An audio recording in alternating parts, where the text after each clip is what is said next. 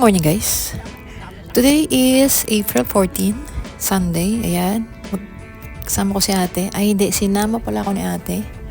Kasi sabi niya titingin-tingin daw kami sa Costco. Costco in Edmonton. Ayan na, titingin-tingin lang Sobrang appreciate namin yung weather. Ayan, kasi wala ng snow. Ang sarap na magbiyahe. Hindi na masyado malamig. Thank you, Lord. Kasi nga, mahirap din mag-drive pag mas snow, madulas. Tapos yung hindi mo masyado makikita kasi nga puro puti. Ayan, nag-stop kami kasi may dadaan na tren. Ang habi ko, ang haba ng tren, pero sabi ni ate, may iksi pa daw yan. So, ibig sabihin, mayroon pang mas mahaba dyan. Here na, sa Costco. Nakikita niyo ba yung nakikita ko, guys? Sobrang daming sasakyan. Sabi nga ni ate, baka may hirapan kami maghanap ng parking. So, sobrang dami. So, sabi niya talagang maraming tao dito sa Costco. Kasi nga, mas makakatipid, mas makakamura sa mga bilihin. Kasi nga, wholesale. So, kukuha muna kami ng cart dito sa may entrance. Ayan, nakapag-park naman kami. May hinintay lang kaming umalis tapos doon kami nag-park. Ganito yung cart dito. Malaki. Parang maraming bibilhin So, sa entrance pala guys, hinihingi yung membership card mo. So, ipapakita mo yun. So, pag wala ka nun, hindi ka pwedeng pumasok. So, may nag-check talaga dun sa entrance. Hanggang ngayon, actually, naninibago pa rin ako kasi nakikita ko yung mga price. Nakikita ko yung sign, the dollar. Parang, ay, ang mahal. Look at this. Like the Apple Watch. Tanay. Ayaw umandar. Ayan, wala ka dyan. Ayan, siguro guys, mapapansin nyo. Parang pamilyar, no? Yung Costco. Parang may kapareho nito sa Philippines Naiisip niyo ba yung naisip ko? So, teka lang, wait, sandali. Makimarites tayo dito sa jewelry. Kita niyo ba yung price? Nasa 700, 500. Pero hindi pa siya totoong alahas. 14K lang to. Imagine, nasa na siya, 20,000, mga 25,000. Oh my God! Ayan, balik tayo sa pamilyar. Familiarity nito sa Pilipinas, yung SNR. Ayan. So, noong una, akala ko, yung owner ng Costco is same owner din ng SNR sa Pilipinas kasi nga pareho sila ng konsepto. Pero ang may-ari pala ng SNR sa Pilipinas ay yung may-ari din ng Pure Gold. Okay, kaya pala sa Pure Gold, meron din silang membership. So, kasi nga, sila pareho yung owner ng SNR at Pure Gold sa Pilipinas. Ayan guys, tingnan mo yung price nito. Ang price niya is 1,899. So, almost $2,000. Sa peso, mga 80,000 siya. So, meron din pala silang mga seafood section. So, ayan. So, lahat siya naka-freezer. Tapos, napansin ko lang, yung brand dito, almost Kirkland. How do you pronounce that? Kirkland. So, nakakatawa si Kirkland kasi almost lahat ng merchandise meron sila. Kahit gamit sa mga sasakyan, sa mga tools, kahit sa pagkain meron sila. Nakaka-curious naman yung company na to. Tapos eto guys, itong manok na to, 'di ba? Pamilyar din sa Pilipinas. Naiisip niyo ba yung naiisip ko? Yan, kamukha siya ng Chooks to Go.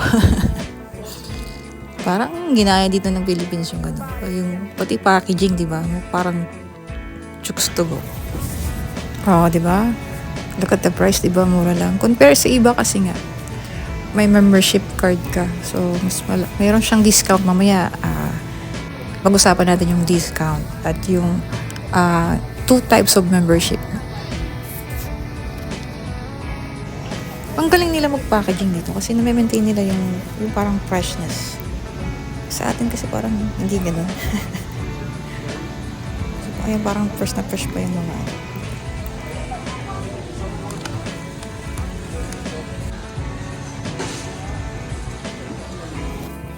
Ang cute lang nitong gazebo nakita namin, no? Ang ganda. Pwede siya ilagay sa loob ng bakuran mo. Tapos parang tambayan, no? Tapos ayun, medyo matibay yung bubong niya. So hindi masyadong mapupuno ng snow yung bakuran mo. Kaso ayun yung price niya. Ayan, wag na natin i-convert kasi alam nyo na.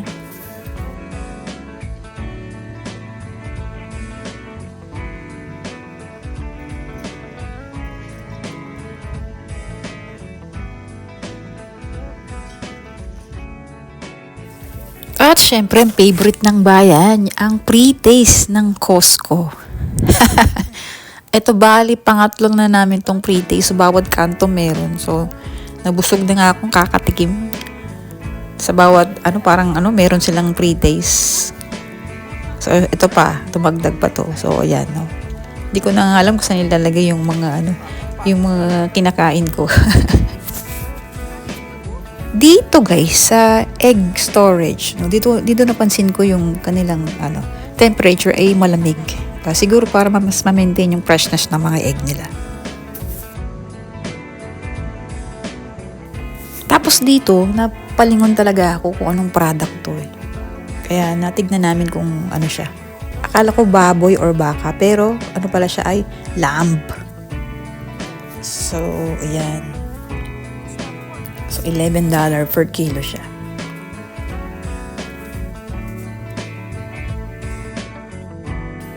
Dito naman tayo sa mga snack. Ayan, mga chichirya or mga sweet food. Medyo may kamahalan to kasi nasa $11 or $10 siya. Pero sulit naman. And dito naman sa section na to guys is mga chocolate or mga Nutella na pwede nyong ipadala sa Pilipinas. Send the happiness. Pero syempre, para makatipid ka kailangan, member ka muna para makakabili ka ng mga rebates and discounts.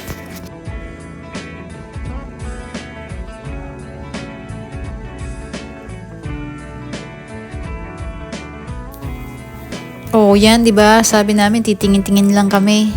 Pero yan, di rin nakatiis. Sayang kasi yung chance na makabili ng mga product na mura na, may discount pa. So, dito na kami sa cashier for payment.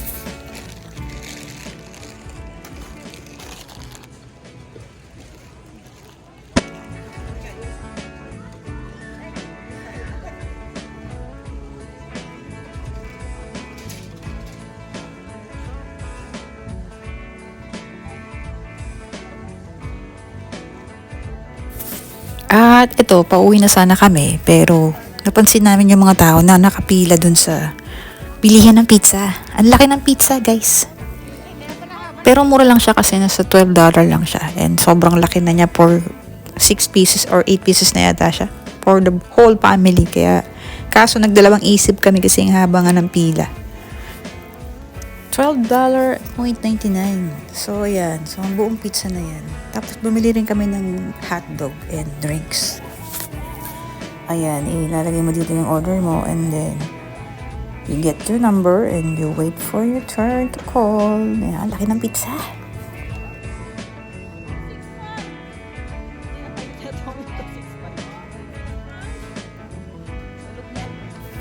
Ayan na yung pizza namin. Kinakat niya na. Lalagyan niya na sa box and then tatawagin na yung number namin. Yay!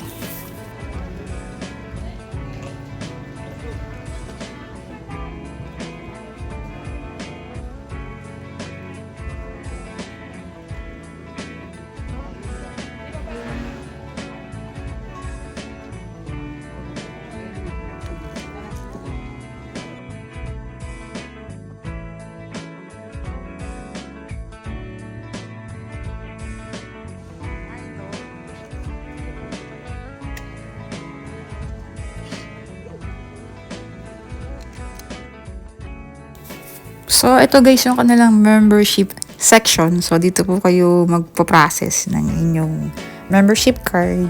So, they would ask for a valid IDs and meron po kayong dalawang types ng membership na pagpipilian. First, itong Gold Star member. Ito po ay $60 per year. At meron kang 30% off to every 100 purchase. At meron na rin po silang online voucher. And next naman natin itong executive member. This is $120 per year. At meron kang 60% off to every 200 purchase mo sa Costco. At meron na rin siyang online voucher. But wait, there's more. Meron pa pala siyang exclusive membership to those who are merong business like restaurant, grocery, or convenience store. This is only for $60 per year. So, ayan, magandang business idea yan, guys. Kasi guys, ma-share ko nga lang, kasi ako sa Pilipinas, ako ay isang Lazada seller. So, yung ibang kaseller ko, yung product nila na binibenta sa Lazada ay binibili nila sa SNR at ibinibenta nila online ng retail. So, pwede palang ganun. So, ito pala yung concept ni Costco for mga business owner. So, ayan, kasi late ko na lang siya nalaman. So, isa ito sa mga business venture na ipupush natin someday. At dito rin pala sa section na to pinaprocess yung mga return items or replacement.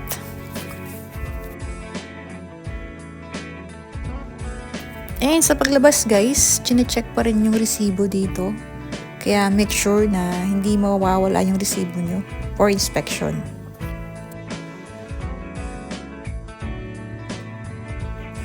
And ayan, finally, we're about to go home. But before that, kailangan natin ibalik yung cart sa designated area nila. Ayan na guys, nakauwi na at yan kakain muna kami ng pizza from Costco and I hope nakatulong po ako sa inyo for information sa membership ng Costco.